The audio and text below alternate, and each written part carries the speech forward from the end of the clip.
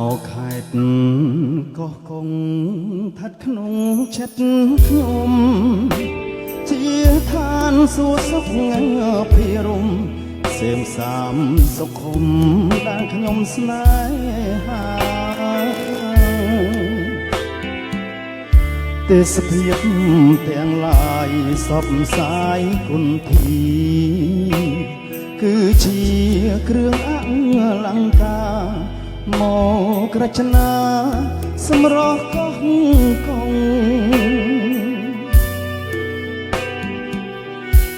ស្រមៃហដ្ឋិត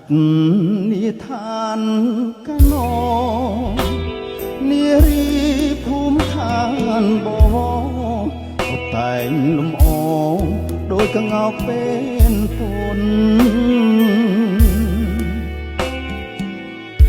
ទុំលើក្បាលទុក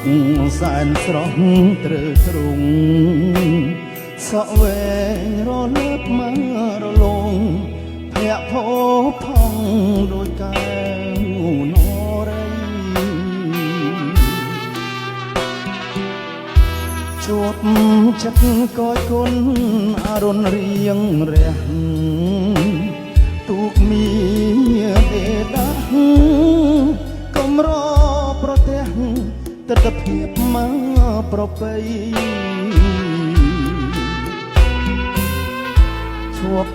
ចិត្តកយគុណសាយយន្តសម័យរលោកក្រលេងចឹងរស្មី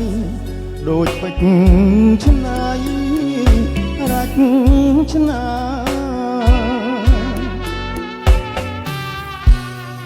នារីស្លៀកពាក់ឆ្លូពណ៌គ្រប់យ៉ាងអង្គុយក្រោមដើមកោងកាងសម្អិតសម្អាងងូតទឹកដោថ្លាខ្លះស្លៀកពាក់ខ្លីអាវស្ដើងសង្ហាចលផាត់មកបាំងកាយាជួបនេត្រាបុផាកោះកុង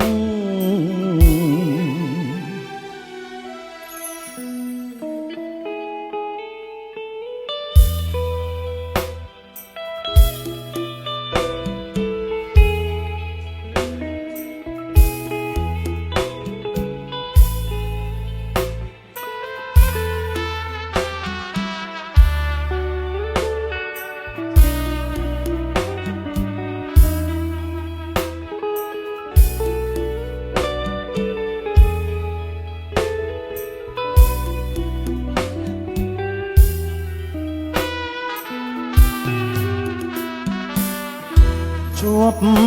ចិត្តកយគុណអរុណរៀងរះទូកមានទេដាកំរប្រទេសទិដ្ឋភាពមកប្រពៃជួបចិត្តកយគុណសាយយន្តសម័យរលោកក្រលេងចឹងរស្មីដូចពេជ្រឆ្នៃរាច់ឆ្នា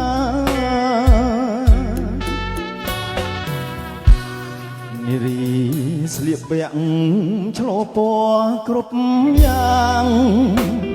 អង្គុយក្រោមដើមកោងកាងសម្អិតសម្អាងងូតទឹកដោថ្លាខ្លះស្លៀកពាក់ខ្លី